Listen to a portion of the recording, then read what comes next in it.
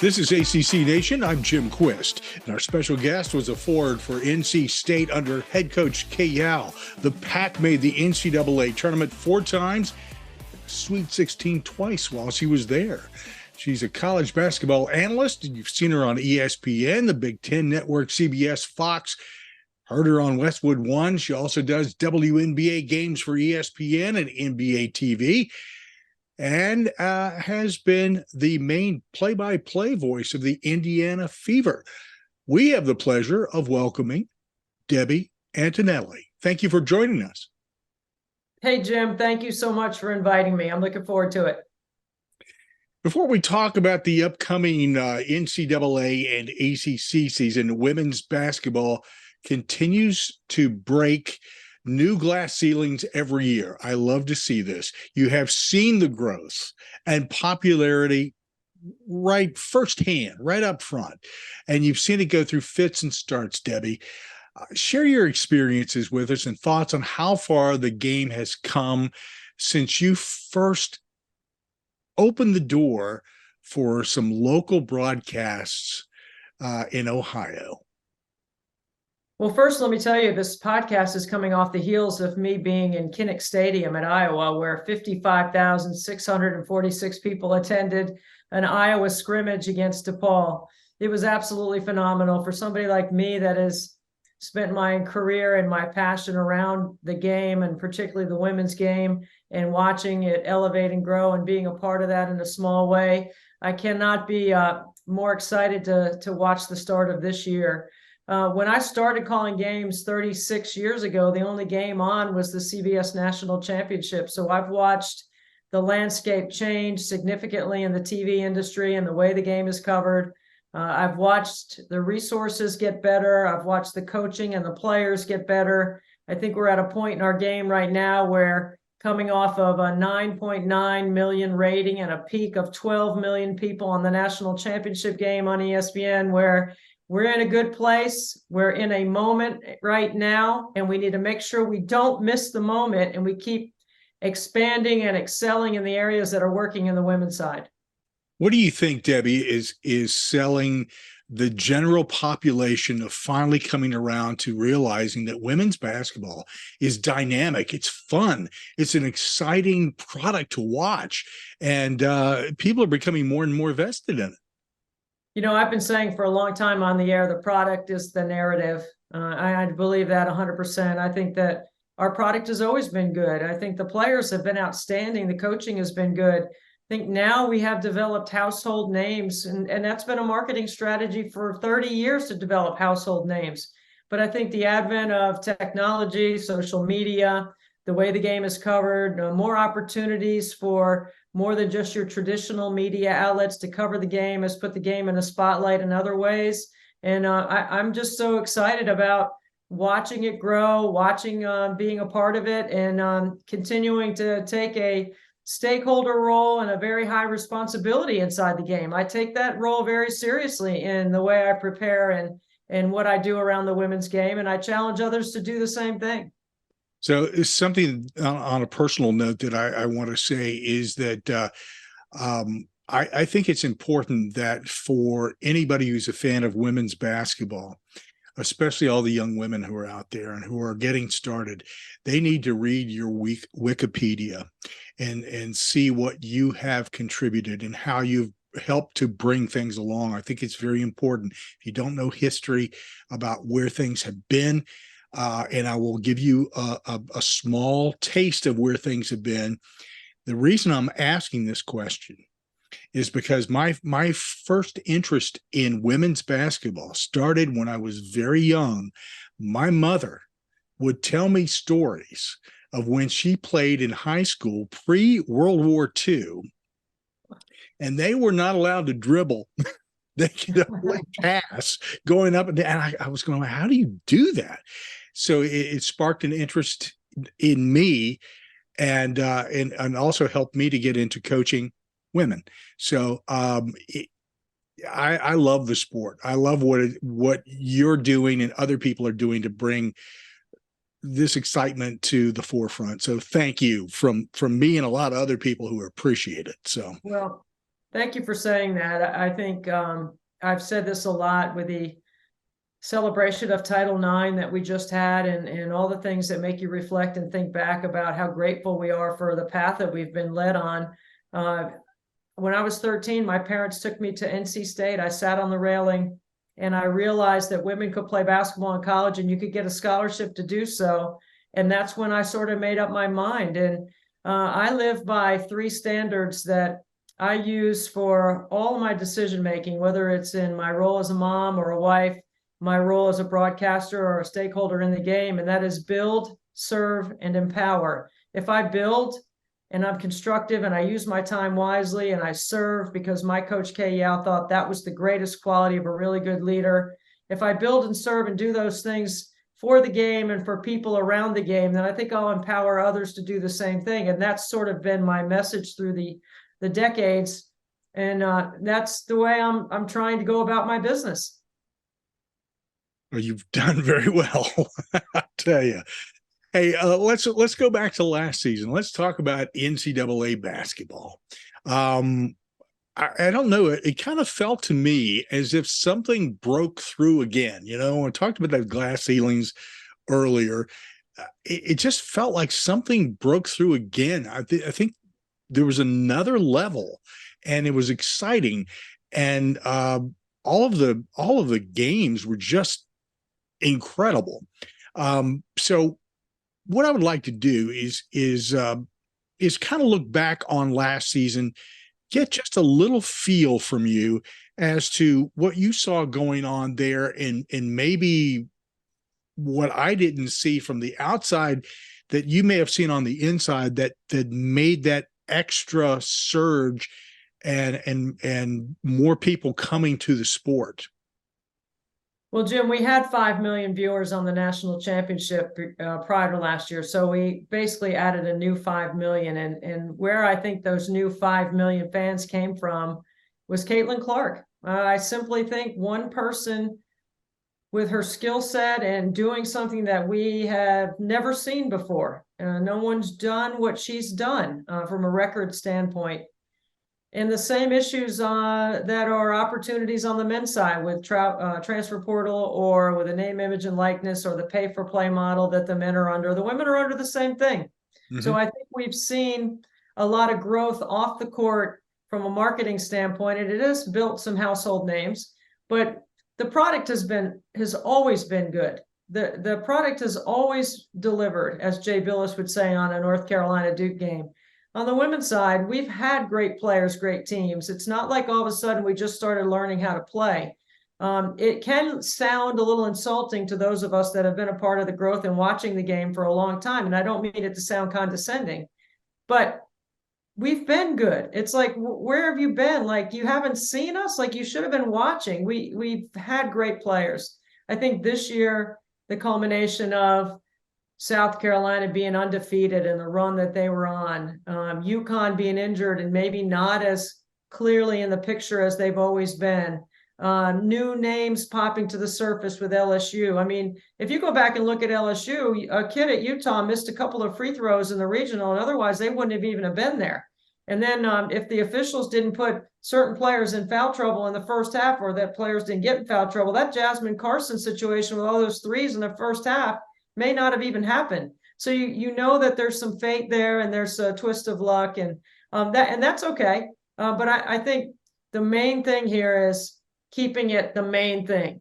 The product has always been good. People are really just starting to figure it out. And when you have a player that's as exceptional as Caitlin Clark, I think it just brought all demographics to the table to watch. I like the way that you put that, and I don't think it's condescending at all, Debbie. As a matter of fact, it has been, I'm sure, a struggle for years to get people to open their eyes and come to the product, because it has been exciting for a long, long time. I don't think there's any doubt about that. But it is a struggle, and there are some people that are just very blocked off about that. We'll get them in too, sooner or later. We will. We'll get them. Hey, that's right. Hey, to some degree, last year, LSU kind of snuck up on everyone, especially when you looked at the net rankings, because man, they were just not even there. And then they were seeded number 3 in the tournament. Nonetheless, they were scary determined. And sometimes that's all it takes. A little karma. Now they have 3 potential All-Americans, Angel Reese and 2 important transfers. Let's talk a little bit about what Kim has there for LSU, and can they repeat? Well, you talk about characters in our game or household names. I mean, how is Kim Mulkey not one of those on that list, right? I mean, she's won 4 national championships, 3 at Baylor, 1 on a really fast track, if you will, and only her second year at LSU. The day she got the job, I started calling her ROI, return on investment, which is actually a name she likes, because I knew if Scott Woodard was going to go after her and bring her to LSU, that you don't just throw millions of dollars at a coach of her stature and not be prepared to build the infrastructure around her, knowing how demanding she would be about excellence. Now, excellence comes in a lot of definitions, but if you've known Kim and you've known how successful she's been, you know what her definition of excellence is. And knowing that they invested in her meant they were making an investment in the women's game. And she has returned on investment. I looked at this number last year going into the NCAA tournament because I was curious. The 2 years prior to Kim arriving at LSU, when you combine parking tickets and concessions, the number was less than 200,000. The 2 years that she'd been at LSU, the number's over 3 million. That's the return on investment. And I think it's an important story to tell, because I think South Carolina has had a return on investment with Dawn Staley. I think Gino Auriemma has a return on investment. I think Tara Vanderveer at Stanford, and I could name a few others. But when you start looking at what that required, and Dawn Staley's teams at South Carolina, the product wasn't great when she got there. She built a product, and then the infrastructure came around her.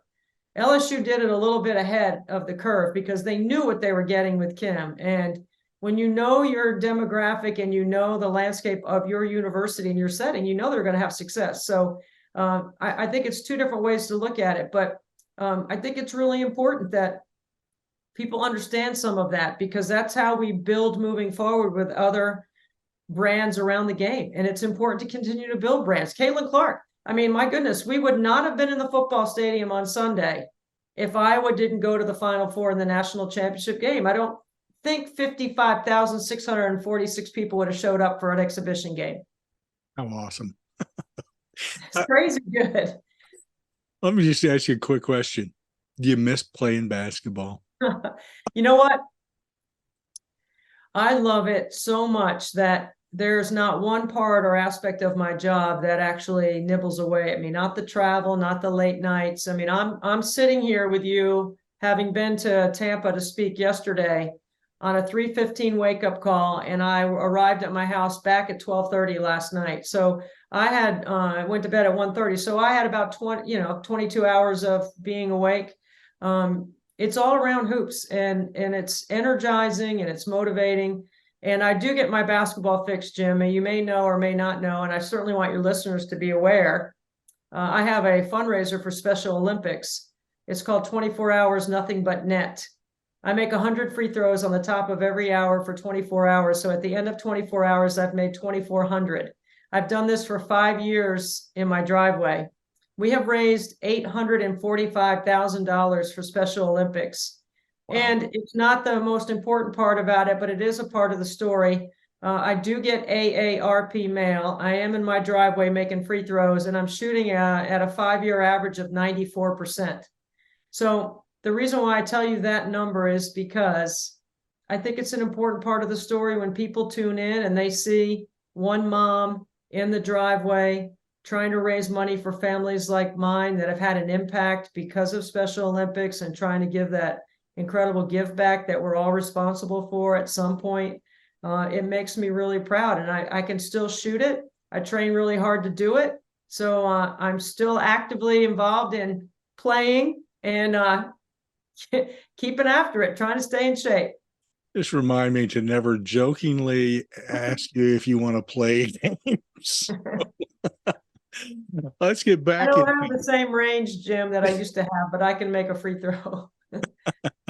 I'm still that's great stuff. And I'm at the end of this, I want you to give us a little bit more information about how people can support that financially, if you would, to remember that. Now let's talk a little bit about UConn is next on the top 5 of the preseason top 25. UConn is next. Paige Beckers back, appears to be healthy, which is, it's been a long haul for her. She has gone through some pretty rough stuff there, but she's determined, and again, that scary determined term comes back in here. What does UConn look like to you this season? Healthy, a healthy UConn team has Paige Beckers and Azzi Fudd in the backcourt, which are two of the best shot makers in the game combined. I would expect them to combine to shoot better than 50% from the floor, the two of them. I think they're that good as guards. They will be dangerous and too deep and scary good with a little chip on their shoulder and a tough schedule in non-conference, which they always play. And the Big East has gotten better, but clearly they'll be the preseason pick and they'll win the Big East. And they're, right now in the November and December, you have to look at seeding for them, first or a 1 or a 2 seed, because they're going to be that good and they'll challenge. And last year we had a Final Four without them, and we had a 9.9 million rating. There's a lot to be said about how they've helped us elevate the game because of their discipline and execution, which is what I love to talk about with UConn, because you get it for 40 minutes and it's really fun to watch. And how our game has continued to evolve around them without them not winning a title since 2016. So I believe they'll be very hungry. Next up, Caitlin Clark, Iowa, and they want a shot at the title. They definitely do, and they have a few more question marks than others. But Caitlin Clark has no question mark about her. I was at practice twice this past week. I've watched them work out. I've watched film. I've listened to their coaches discuss her game. She continues to get better. She's stronger. She's as determined. She's committed. And quite simply, we haven't seen anybody do what she does. So it's quite remarkable to think that she's able to accomplish so much and how much she makes her teammates better around her. They will be a tough knockout, and she'll be right in the center stage of everything that happens moving forward this year. Next up, UCLA, the Pac-12. Well, they're going out with not a bang, but a boom. Charisma Osborne foregoes the WNBA for another shot. 6'7" Lauren Betts transfers in from Stanford. I could go on and on because this team seems to be really stacked. And if you look at the top 25, the preseason top 25 again, they definitely took a leap in those rankings. And there was a good reason for it. Yeah, Kiki Rice is another one that after having a freshman year, she was a highly acclaimed high school recruit. I think Corey Close runs as good as stuff offensively as anyone. So she will dictate and get her best players really good shots, which always makes it really hard to guard when you have a team that's disciplined offensively that way and moves the ball and shares the ball. I think Charisma Osborne made the exact right decision coming back to forego the WNBA so she could become a little bit better shooter and a little bit better with her range. But she's a two-way guard that is a strong competitor. And Lauren Betts at 6'7" or 6'9" brings a lot of size on the inside. That's always hard to guard. So I think there'll be a team that'll be really tough to knock out of the Pac-12, but will make some noise in the NCAA tournament. 6'7", 6'9", 2 inches. Neither here nor there. Utah, all 5 starters returning for Coach Lynn Roberts, including All-Americans Alyssa Peely and Gianna Neepkins. This team, It's a little bit of a surprise for me, and mainly because, I'm East Coast, so maybe I'm not paying attention. Well, I'm gonna tell you that Alyssa Peely is worth watching.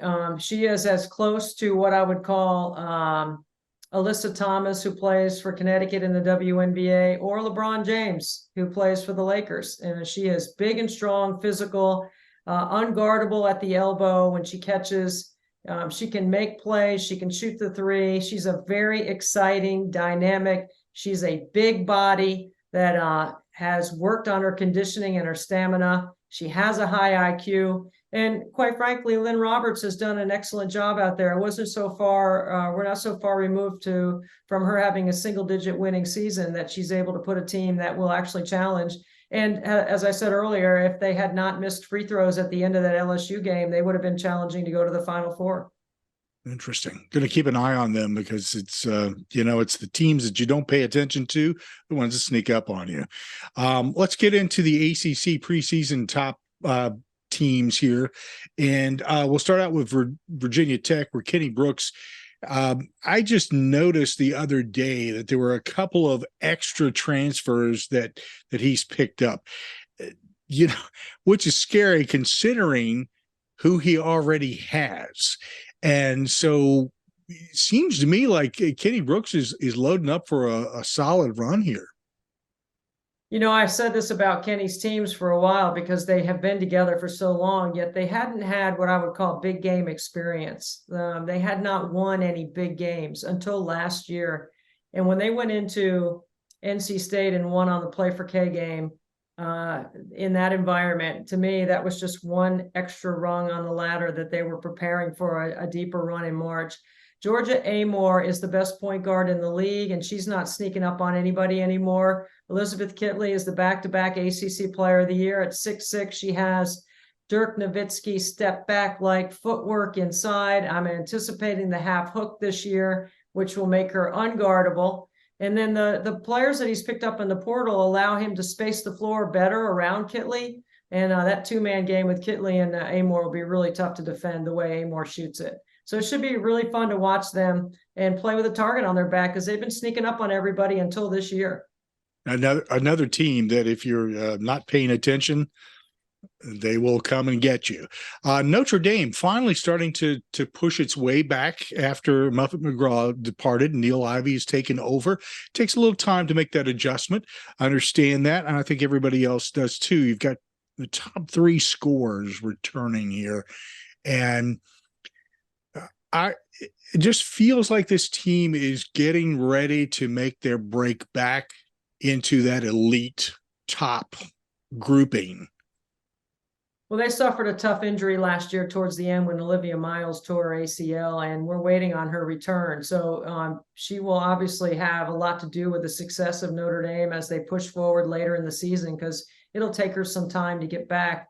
But they're talented and they're loaded. And Neil Ivey has done a fantastic job coaching that team and understanding the nuances of being the head coach and being able to in-game adjust and all the things that I think come with being a high caliber coach in the ACC. The league is hard and every night you have to be ready. And I think she has the versatility on her roster to play a lot of ways. Sonia Citron is a big time player. Her numbers are outstanding from the floor. She led him in scoring.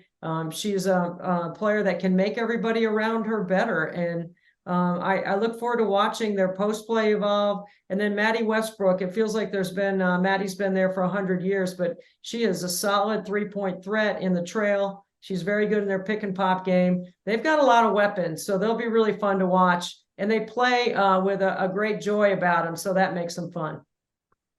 UNC comes in at 16 in that preseason top 25. Courtney Bangert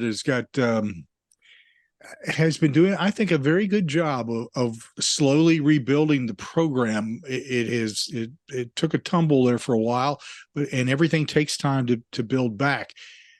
What can we expect from the Tar Heels? I think North Carolina is ranked too low in the preseason poll, and I think they have the best talent and the most talent they've had. Alyssa Usby is a very good, versatile 6'1", athletic. She runs with the guards in practice. She can guard and blow up all ball screen action, which allows Courtney to play defensively the way she wants to. I think she's an unselfish, goes to the glass, good screener, all the detail things. And I think she's going to have a really brilliant career when she goes professionally. Deja Kelly is an all-out competitor, baller. They have a lot of guards, and you cannot have enough guards when you get to the NCAA tournament. They hit the portal as well. They picked up some good players. This is a deep, fun, at North Carolina, athletic, 40 minutes of pressure on defense and offense, because they're going to be coming downhill, like tilting the floor, like running right at you. So they should be really fun to watch, and I'm looking forward to seeing what they can do. I expect them to make a deep run in March.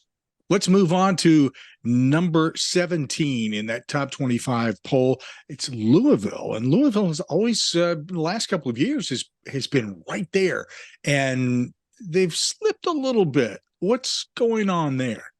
Well, I wouldn't call it a slip at all, to be honest with you, because they've been to the Elite Eight and the Final Four in the last 2 years. So I think they've been a monster program in the ACC. And Jeff Walz is one of the most brilliant tacticians we have in the league. So I think when you look at Louisville, I think everyone thinks because, they lost Dana Evans and then they lost Haley Van Lith, and that they were going to take a dip. And I don't expect that at all. As a matter of fact, I expect the opposite. I think they'll be right there at the end. They always play really tough, physical, man-to-man defense, and they push in transition. And when he has some players that can really shoot it, and he does this year, that makes him really dangerous because of the way they attack the floor. So I'm looking forward to watching what they do. I think it's an interesting place for them to be because they're not picked at the top of the league, and they're used to being picked at the top of the league. So I think this is going to make them really hungry, and it's going to give Jeff Walz a different angle to approach his team every day. Inspiration time. Florida State comes up next at number 18 in that top 25 poll. We haven't seen Florida State quite in that surge for a little while, and we'll talk about a couple of other teams that are also on this list here in just a moment. Well, Tanaya Latson was a freshman last year who just lit up the league. She led the league in scoring, and she was a bright surprise. No one was anticipating a player like her that could come in and average over 20 points a game. But she is a downhill, hard-driving, very complete offensive player, and they had good pieces around her. As long as Florida State rebounds on the glass, Michaela Timpkins is another player that is really good. It is athletic and long. They've got good guard play. They're quick and athletic. They can be disruptive on the defensive end, and all those things make teams really hard to guard, especially when you know how to defend. And Brooke Wyckoff, has been in this league and around this league for, I think, 25 years as a player and a coach. And so that gives her an advantage that most new head coaches don't have when you come into a league. So I think she's figuring it out like Niele Ivey has at Notre Dame, and I think they're going to be fine. On the front lines, waiting to advance, NC State, Duke, and Miami. They're just outside of that preseason top 25. And I think you can always depend on those teams to probably go ahead and jump into that top 25 before long. Well, I definitely think NC State and Miami are really good teams. I think Miami, off their Elite Eight experience last year, has their backcourt back. Jalea Williams is a really good two-way guard who can score and play in transition. I think they have size up front. They've had some players that were hurt last year that are coming back healthy. They'll be deep.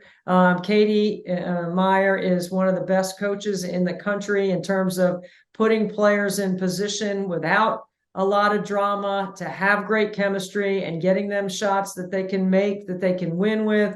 And then NC State they've lost a lot over the last couple of years, but when you win back-to-back ACC championships, you might expect there to be a little bit of a dip, but they really haven't suffered that. Last year wasn't exactly the season that I think they had hoped for. However, this year, the 4 freshmen in the freshman class are going to play, and they are good. The players that remained, especially like Isaiah James, is a big-time guard in this league. Michaela Hayes, a experienced guard in the backcourt. I think, and Sanaya Rivers has significantly improved her game off the bounce and her handle. She was forced into the point guard position last year. I think she'll be able to play her more natural position this year. So I'm really looking forward to watching NC State and this young group. They're going to play in a sold-out house every night. That's got to be fun. That's fantastic. When it comes to, again, when it comes to ACC women's basketball, you can't ask for a better conference. The competitiveness has just been off the charts. It's so much fun. And again, if you're not or haven't been a fan of women's basketball, what are you waiting for? It's time to get on the wagon, man. It's a lot of great stuff out there.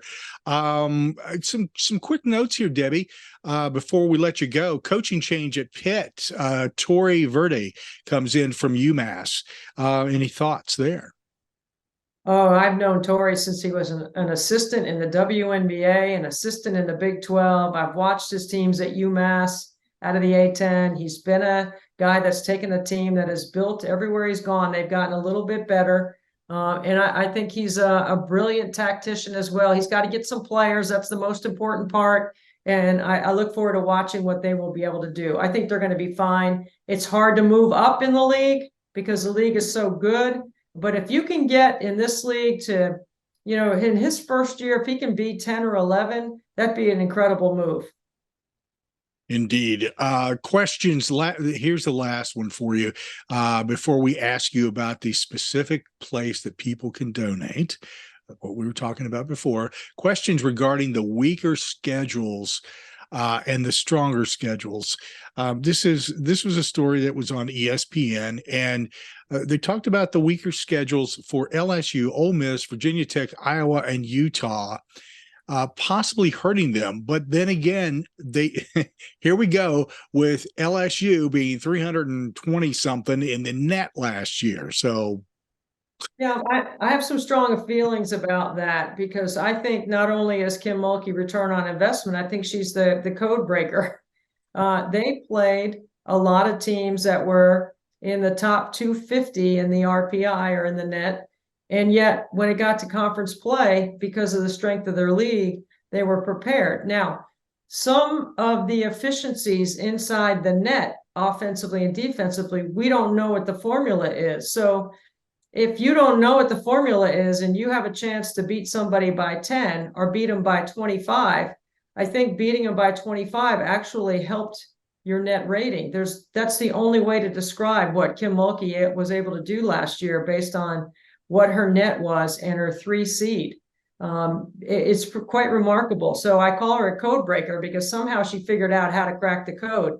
I do believe in a strong non-conference schedule. I'm one that thinks that coaches have such great vision about what they want to do and with the changing roster management that comes with college basketball. So you could set out the next 2 years to plan on this particular schedule, but you could have a totally different roster in 2 years based on transfer portal and the pay for play model that we're in right now, plus incoming freshmen.